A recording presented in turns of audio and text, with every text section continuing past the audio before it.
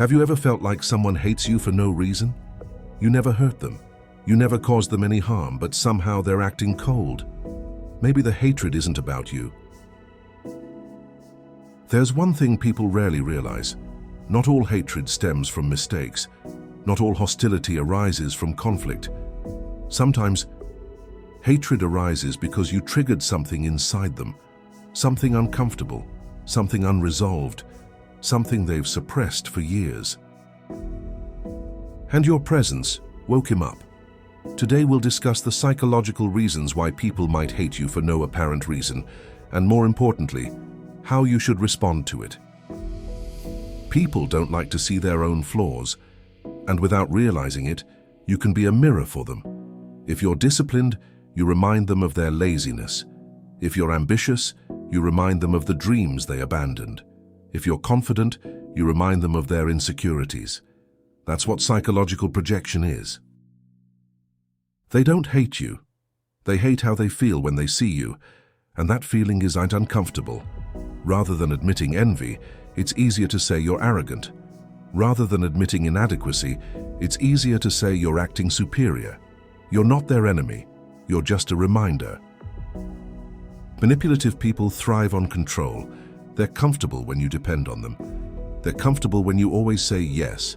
They're comfortable when you're afraid of disappointing them. But when you change, when you start setting boundaries, when you stop constantly explaining yourself, when you stop seeking validation, you become a threat. And people who lose control that often respond with hatred.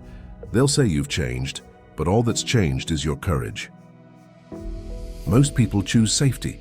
Safety in old patterns, safety in bad habits, safety in low standards. But you choose to grow. And growth is uncomfortable for those who choose to stand still. When you start reading books, they say you're too serious.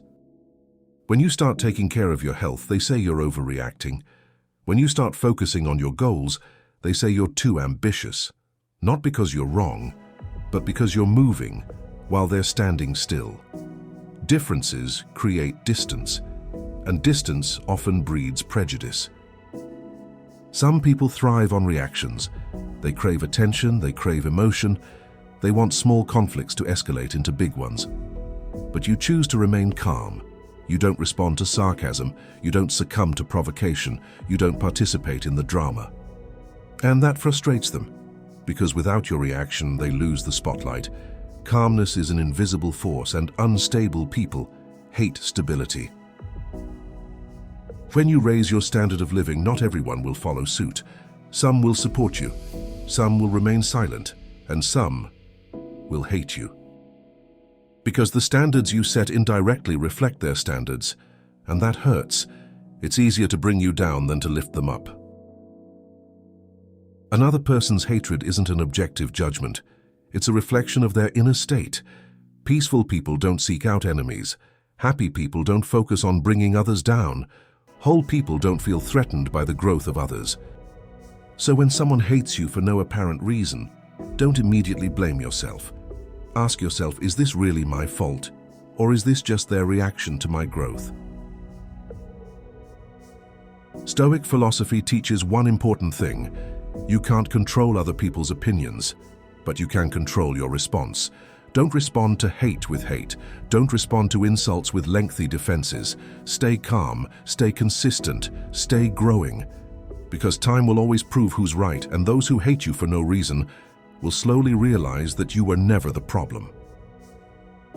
If someone hates you today for no apparent reason, consider it a sign.